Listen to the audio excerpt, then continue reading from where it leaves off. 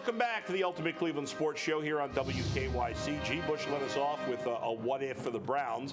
I did it for what if for the Indians/Guardians. And Jason, you're up with a what if for the Cavs. What if Michael missed?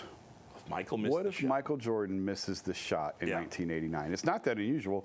He missed over 14,000 shots in his career, so it's not that uncommon. Here it is. He missed the winner at the end of Game 1 of the 91 finals. He missed at the buzzer of Game 2 during the 92 finals. Missed a three-pointer in Game 5 in 1998. So it's not like the guy's never missed a critical shot before. What if he missed that one? And really it goes back to what if Brett Sellers. What if Rick Mahorn didn't elbow Mark Price in the head in February during that 88-89 season? The Cavs, nobody talks about this. The Cavs during that season were on a pace. They had a winning percentage over 70%. They were on pace to win over 60 games. Right. They were the top seed in the East, and they were rolling, and they go to Detroit, and Rick Mahorn crushes Mark Price in the back of the head, kind of wrecking Mark's incredible season. Wayne Embry storms the court, is trying to fight Rick Mahorn and Bill Laimbeer, sticking up for his guys, and the Cavs were a 500 team the rest of the way. So they were trending toward a championship-type team. Right. And then Craig Elo gets hurt, obviously, and then Craig is still guarding Michael on the big shot. I talked to Craig Elo a couple years ago for a story on this exact topic. What if Michael missed? And Craig said, I absolutely think we would have won a championship. If not that year, at some point, we would have won a championship with that team because Ron Harper got traded a couple months later. So does Ron Harper still get traded if Michael misses that shot? If the Cavs go on, maybe they win the championship that year. If they don't, if they make a deeper run, who knows? But instead, they're knocked out in the first round by a six-seeded Chicago team, and that was before Michael had really established himself. That was when his trajectory really started to take off, was after that shot. And Ron Harper talks about that. He said he was supposed to guard Michael Jordan. He went to Lenny and said, hey, I want to guard him. They put Craig on him, and all due respect, I mean, you look at the shot from the wide angle, I mean, he got the shot hand there. I mean, he had the double pump, fade, and hang in the air for 10, 15 minutes. It's solid defense. If you look at that. I mean, come on, man. He gave a good effort. But the thing is, this is right. They caught Michael right when this is right before the ascension. Yep. And you look up those first 6 years, Michael Jordan was putting up crazy amounts of points, but he couldn't beat. Isaiah Thomas talks about it. Didn't beat the Celtics in the 80s. Did not beat the Lakers in the 80s. You take a look at what they could not beat the Pistons in the 80s. And then you look at it, the Cavs kind of treaded water. They get to 88, 89, 90, 91. Now it looks like the Cavs could be in contention a little bit with the Knicks, and that was their little window to get it.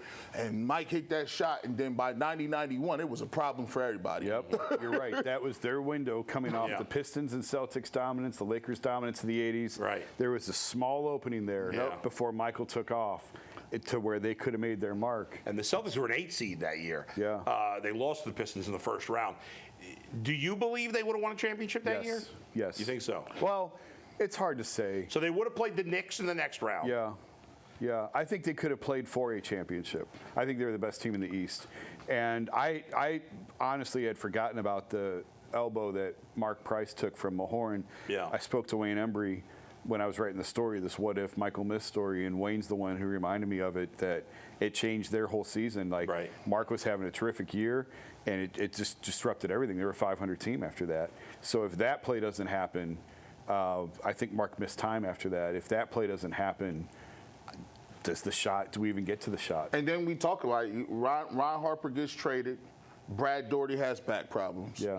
That was it. That was it. That was it. You had they had it. I mean, you talk about Nance, Elo, Hot Rod, Daugherty. They still had Mike Sanders, Steve Kerr. They had everything you wanted. They had shot making. They had size. They had length. But Brad's bad back caught up with him. They lost their top scorer, one of the most athletic scorer they had in Ron Harper. And then Mark Price kind of just, after a little bit of time, he just faded. Like Mark kind of just disappeared after that. He had knee problems. Yeah. He tore his ACL back when that was a very dramatic injury. All of a sudden, Brad started becoming obsessed with NASCAR. Like, That's what he's a Carolina boy through and through. I didn't realize Brad Sellers, friend of the show, was on that Chicago team. Yeah. How did you not know that? He talked about it. I know. I just the years in my head didn't line up. Where you been? Well, I knew he played with Michael. I just didn't realize on that particular play he was on the court. Yeah. Yeah, Michael hugging him On his hometown floor. he was rubbing that other grown man's waist like this. Look at this. Yeah.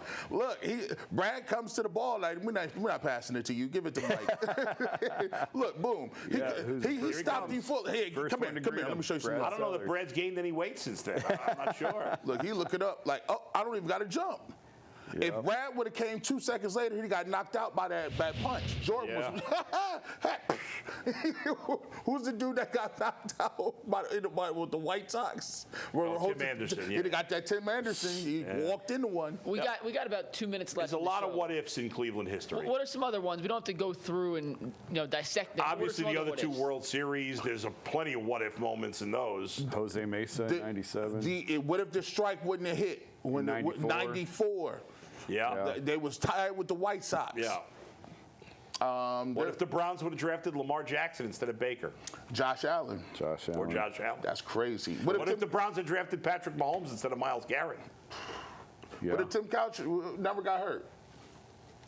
Yeah, or had actually decent players around them. Yeah, that's crazy too. We did it during the YouTube show. We did the what if the Cavs had lost the draft lottery in 2003. That was a good one. LeBron would have started his career in Memphis. Yeah. And Carmelo Anthony would have started his career in Cleveland. What if the Cavs had not traded Kyrie Irving when they did? Yeah. I think they would have won a second championship. What if the Cavs took Giannis with the first pick instead of Anthony Bennett? Or what if the Cavs wouldn't have screwed up the Carlos Boozer move? Yeah. I felt like they was onto something. I thought they was going to get to the finals way quicker. What if they pulled off the trade to get Klay Thompson? Because they were trying to get Klay Thompson here.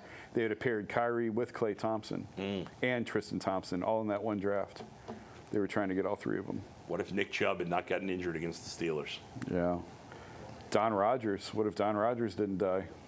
That was a big piece. That was a huge piece to what they were trying to do. What if Dustin Fox had gone to Penn State instead of Ohio? That's a good one. I had a whole list of these. I don't remember where I put it now. These is a good. What if they had started the ultimate show in Dallas instead of Cleveland? Mikey Very real possibility. Mikey would never have known Mikey McNuggets. He would never be known McNuggets. I mean, Mikey McBarbecue. He'd be Mikey McHillbilly. The smartest thing you ever did. Do it in Cleveland. What if the Indians had traded For Pedro Martinez. Oh my gosh. Yep. Can you imagine Pedro with that lineup? Yep. They didn't want to trade Jarrett Wright. By the way, I believe the 95 Indians most walk-off home runs in the history of baseball. What if we had more time? Well, we get into that later. Thank you for See you on joining us on Monday. the Ultimate Cleveland Sports Show. Have a nice weekend.